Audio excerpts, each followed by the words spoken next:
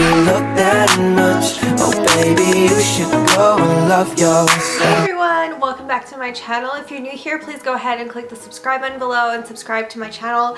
I upload every Sunday and Wednesday. So today I'm going to spill some tea. Well, actually this is ice cap from Timmy's, but yum, it's so good. It looks like it's gonna rain right now, but this is the perfect drink for this sort of weather. I love it. Anyways, today's video is gonna be all about my life as being a mixed race individual. I took notes for you guys, so I'm gonna go through, just sort of organize my thoughts on how I wanted to talk about this. I always get the question, what ethnicity are you? It got very confusing for people when I dyed my hair blonde. So I get people in my Instagram DM being like, what are you? Are you actually Filipino? Are you really Filipino? Because I hashtag my pictures sometimes and I put like Pinay, Filipino, blah blah blah in my hashtags, and they're like, are you really Filipino? Like, what? So yes, I want to address that. I am Filipino. My mom is Filipino and my dad is Canadian, like white Canadian. So I'm half Filipino, half white. So yeah, I wanted to talk about like growing up mixed race, how it was for me, and you know, all of that good stuff. So I grew up in a really small town in British Columbia, Canada, and most people in my town were white. Like I want to say 90% of my town was white and the other 10% were like natives.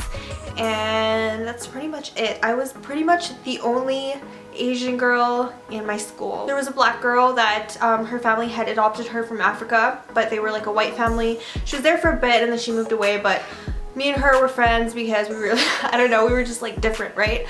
So when I lived there, it was really hard for me to fit into like groups and stuff. It was really hard for me to find friends because I always just felt like I was different. I looked different than everybody else. I don't know, it was just different for me. And when people would see my mom take me to school and everything like that, she would look different from their parents and whatever. So everybody would have like their own cliques and whatnot. And you know, I would go from like one clique to the next clique. Like I wasn't fitting in here, I would hang out with someone else. When I wasn't fitting in there, I would hang out with someone else, and it would just keep going like that. I was definitely bullied for it. Everybody had blonde hair and blue eyes, and that's what I wanted. I wanted to be blonde hair and blue eyed. That was pretty much my early childhood, elementary school, how it was for me. Just really not fitting in and definitely seeing that I was different, and I would always deny the fact that I was half Asian. Even though it was so obvious, especially back then when I was a kid, I looked Asian. Like I had the long, straight, black hair. So yeah, that's how it was growing up. And then when I was like around 10 years old, I moved to the big city. I moved to Calgary, which is another province away from me. And you know, it's sort of, I was like really nervous at first because it's like, oh, here we go again. You know, I was just starting to make friends back then. I just didn't want to really leave. So when I came here, it was completely different. Like everybody was colored, everybody was Asian, everybody was like East Indian. There was just so many different cultures, and it was like a little bit of a culture shock for me because going to school and trying to fit in and be white like everybody else was and trying to deny my ethnicity, that's how it was for me growing up. So I met this one girl. She was also half Filipino. She and I had very similar names. My name is actually Hawaiian. Her name was also Hawaiian, so it was really cool meeting her. But I only stayed at that school for a very short period of time. I had a lot of Filipino friends at that point in my life, and I moved away again, sadly.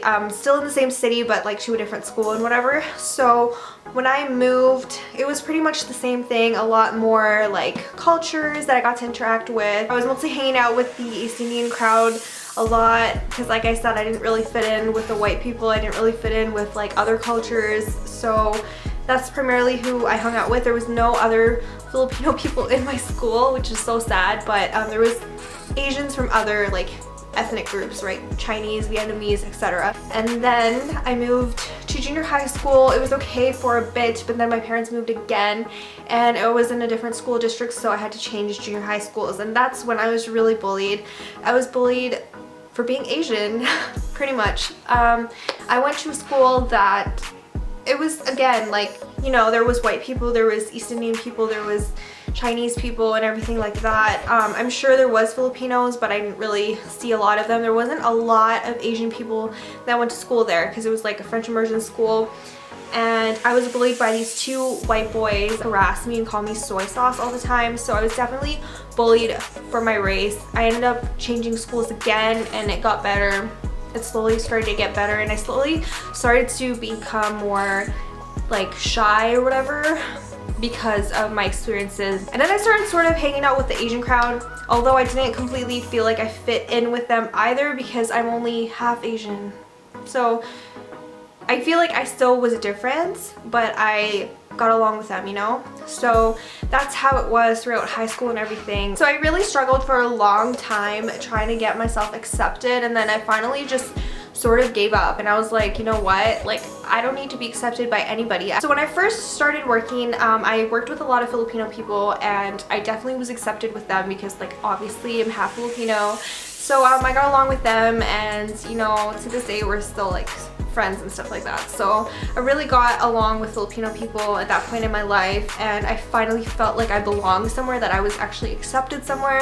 For a really long time I denied the part of me that was white. Like I denied that half of me. I was like, yeah, no, I'm Asian, I'm gonna hang out with Asians. Like, so yeah, for a really long time I definitely struggled with accepting myself and accepting who I was, and I just didn't know where I really fit in. And I'm sure a lot of mixed race people feel the same way. And if you are younger and you're struggling with this and struggling with the same stuff that I struggled with, definitely talk to me. Leave me like a comment or email me or whatever. Instagram DM me, it doesn't really matter to me. Like I can definitely help you because I've definitely been there. I definitely lived with this for like 25 years. So when I met my boyfriend is actually also half Filipino. I know he doesn't look half Filipino. I have him in like a couple of my videos. He looks more Middle Eastern, that's what a lot of people say, but he's actually half white and half Filipino, just like I am.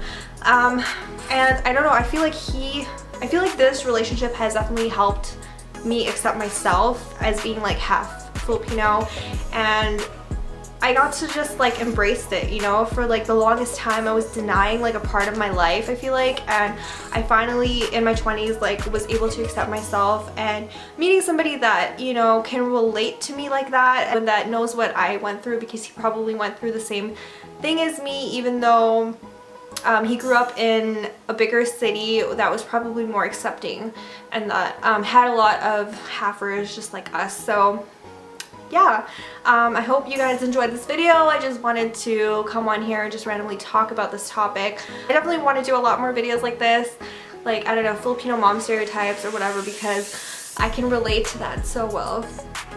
Yeah. So I hope you guys enjoyed this video. I will see you in my next one. Bye everyone. For all the times that you rain on my parade, and all the clubs you get in using my